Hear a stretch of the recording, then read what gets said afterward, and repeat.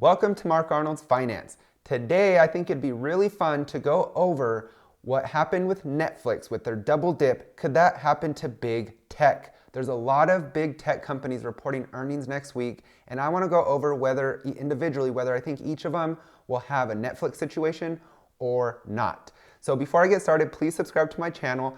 I am myself. I provide transparency, so I show you my portfolio performance, I give my strategies, my opinions, and I think it's always good to get others' viewpoints to help yourself grow as well. I'm learning, you're obviously wanting to learn, so let's do this together, and I'd appreciate a subscribe, give it a try.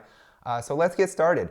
Netflix really got hurt. I did a short video the day before, just putting it out there that why I think they dropped and what they said the reason why they dropped was. And so just to review, they said coming out of the pandemic has hurt them because during the pandemic, a lot of people signed up for their service. And now that they're outside of the pandemic, people, are getting back out into the workforce and getting out of the house. So they're not watching Netflix as much, therefore probably canceling. Also competition's increased. So we have others like Apple TV, Amazon Prime, Warner Bros. Discovery. All these companies are putting pressure on Netflix, who's had the crown for a very long time. And then I think it's easy that, due to them increasing prices, cracking down on, sharing their customers' passwords and stuff so people can view it for free, they're starting to crack down on that. So I think it's easy for customers to pivot outside of their business and go to other competitors. So they have an easy customer transfer. So their pricing power, I think, isn't as strong, nor is their moat as we thought. All this has led to Netflix, showing that they're kind of starting to decrease instead of increase in subscribers, which is not good. Could this happen to big tech? Big tech has been hit hard this year, and could we see double dips with them as well? Double dip meaning Netflix already dipped last quarter and it dipped again this quarter, both by large 20 plus or more percentage points. So let's start with Apple. They are going to be reporting earnings on April 28th, and we're going to talk about the coming out of the pandemic, the competition, and the easy customer transfer. Will that be the same for these companies? So with Apple, with coming out of the pandemic, I think it'll be a small impact, if anything, because they have such a loyal customer base. They have a very sticky ecosystem, and people are going to buy their products whether we're in a pandemic or out, is my opinion. Everyone wants to upgrade their phones regularly, and if you're an Apple user, most likely you're going to stick with Apple. So I think they dominate the market. We'll see here in the US, they definitely dominate quarter after quarter. They take the lion's share of the market share, with Samsung being second. But recently, Samsung did take the #1 spot for market share globally. The other chart was just the US. This is globally. So as we can continue to see that Samsung led in quarter 1 of 2022 with 24% of the market share, where Apple fell to 18%. Now, if you looked at this just for face value, it might worry you, especially as an Apple investor. But if you look into the details, this has historically been happening with Apple. 6 months after they reveal their new smartphones, they tend to fall behind on the market share. And that makes sense, right? They release them in fall, so their market share probably goes up, and then by 6 months in between their next reveal is probably when their market share starts to drop. So it's not something that's out of the ordinary or something I think you need to worry about. It's something that's normal. Regardless, I think this company has a huge stronghold with its customers, and it's got a very sticky business. Everything they have integrates well with each other. The Apple Watch, all those things are very, very sticky. So I think that as far as easy customer transfer, I don't think customers are going to easily just transfer from Apple. Again, they have a sticky product, an ecosystem, and I think that they will keep their customers and have a very good retention rate no matter what. And their pricing power is strong. I think they increase prices every year, and you don't hear the kind of backlash that you've heard with Netflix so far. So that's something to keep in mind. Moving on, we're going to talk about Meta. This one reports earnings on April 27th. This one I think is a little bit more at risk. Apple, I think, will provide good, strong earnings and have a good, kind of reaction in the market. Meta, I think, is a 50-50 chance. I think coming out of the pandemic, I think the pandemic did help them some. The more people that are home, the more people that are going to be on Facebook, on Instagram, on WhatsApp. The Oculus was released this year, so that's something that I think a lot of people bought and were spending their time on. But I don't think it will hurt their business like it did Netflix, because they have things that can help offset that. So they obviously are big on ad revenue, which Netflix doesn't have. They're thinking of getting, but Facebook does have that. So that's something to offset that, and Netflix does not have that to work with. Also, Facebook is free, right? We don't have to pay for that, so there's less incentive for people to get rid of their Facebook, where Netflix is a monetary incentive for people to say, you know what, I need to get rid of this expense. I don't need it. I can't really afford it right now. Where Facebook, it's free. So I think that their ad revenue could decrease some with the reduction in maybe the activity on their platforms, but I don't think we're going to see anything near what Netflix has put out and forecasted. As far as their competition with Meta, I think that the competition is strong, but I think Facebook is still unique enough where there's no other platform that is similar and that's even close, shall we say. There's some that try to mimic it and get created, but Facebook has held strong. It has the largest social media user base in the world. And so I think that people will stick with Facebook. It's something that has been around for a long time, and you probably have a lot of friends and family that you like to check up on and share certain things. And I don't think that's going to change anytime soon. The one thing that did hurt them, though, competition-wise, was Apple's iOS privacy setting, which a lot of people opted to not be followed for the purposes of ad marketing. And so that's something that hurt them last time. But I feel hopefully with Meta and Facebook, with the smart people they have working for them, because they have a lot of people working for them, they're probably figuring out a way to get around that or to offset that. So I don't think that this quarter we'll see such a big hit or a negative forecast. I think we'll see a solution that they have put forth. So I think competition remains medium for Meta. There's, Facebook I think is unique. There's TikTok and stuff, but that's, to me, a different medium of social media. So as far as the ease of customers being able to transfer out of Facebook, again, I think it is unique. There's a large user base, and Facebook is used, in other platforms to log on to their sites and stuff. It always says, do you want to use Facebook to log on? Because that's a way to verify someone's, data.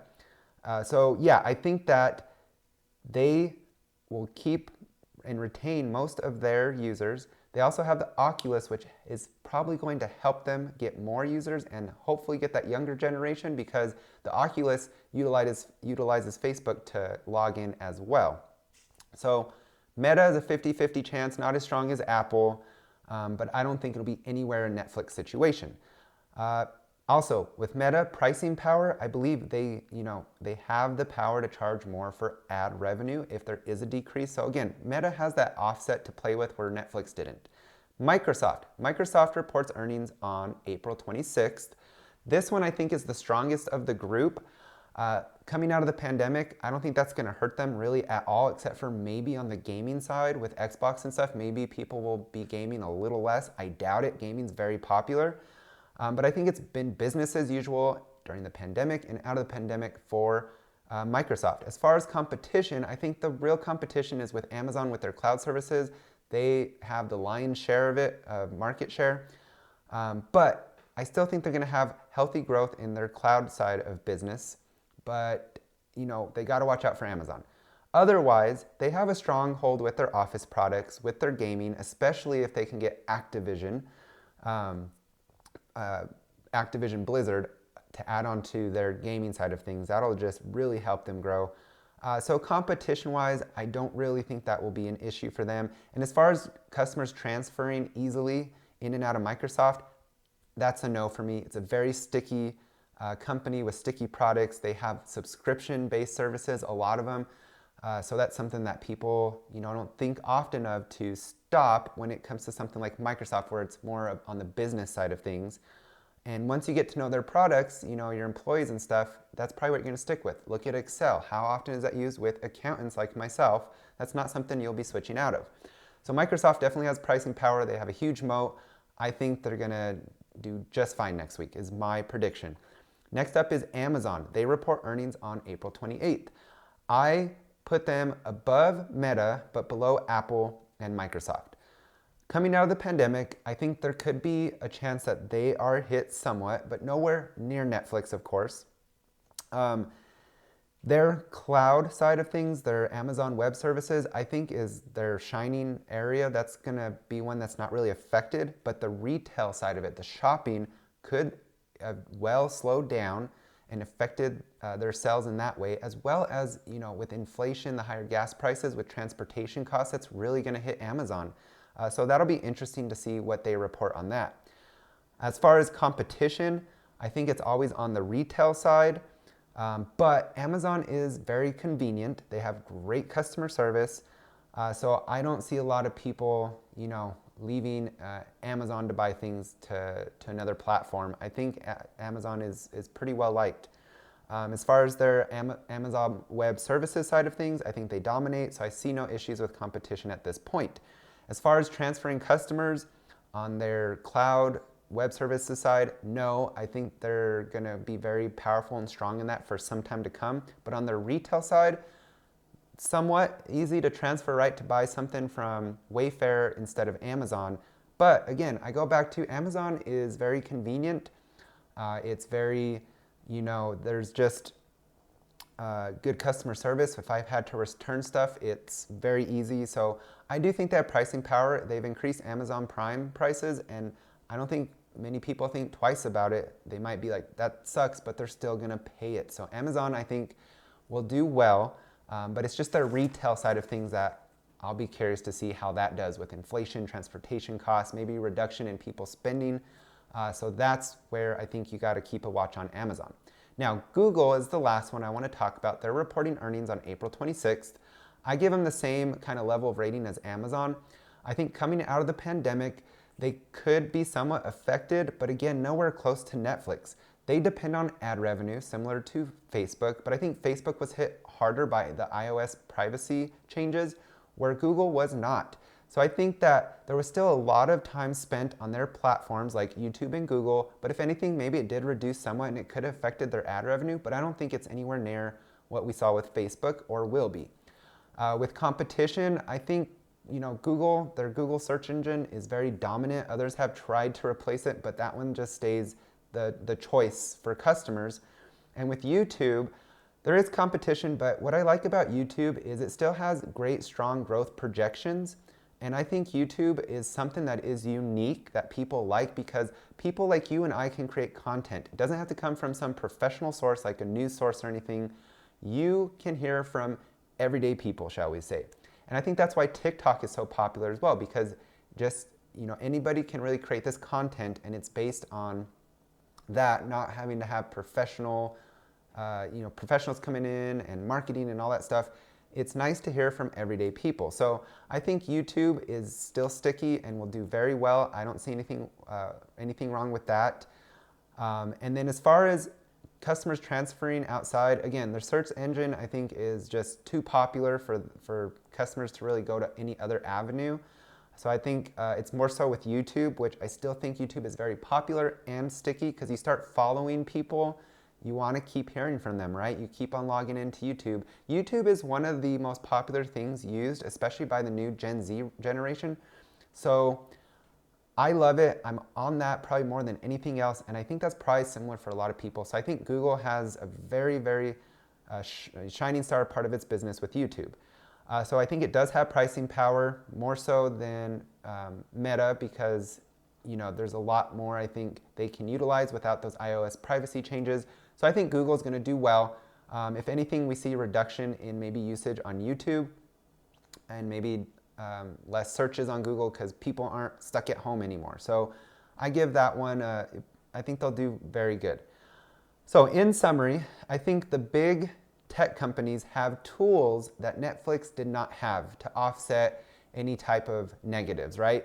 They have ad revenue. They have other parts of their business because they have bigger moats that they can utilize for multiple streams and different streams of revenue. So Netflix didn't have that. They really solely relied on subscription count. They didn't do ad revenues. They have some merchandise and gaming aspect, but that's so small, it's not really even bringing in any real revenue. So I don't even count that. So they're kind of Netflix is a company that is so reliant on their subscriber growth, which is why we saw the big dip in their company, where these big techs, they have so many different streams of revenue from different parts of their business, and they have a lot more tools than Netflix does. So I don't see us seeing any big double dips like we did with Netflix. I think if we see anything, it'll be some small misses, but I don't think it'll be anything that will scare investors to the point where they're dropping 20%. Tesla just announced it did very well. I expect big tech to do well because they already had a decent dip. I believe long term, they're all undervalued, all the ones that I mentioned. So I think we're going to see some very positive results. And I hope talking about this with you guys right now put things in perspective. I'd love to hear your opinions on this. Do you think there's any big tech companies at risk of having happened to them what happened to Netflix with a double dip? I don't think that will happen. I think it's a very low chance, but I think all these companies will do well. With Meta, probably the only one that I say is like a 50-50 chance because of what's going on with their company. But yeah, let me know what you guys think. Thank you for joining in today. Have a great day, and we'll see you next time on Mark Arnold's Finance.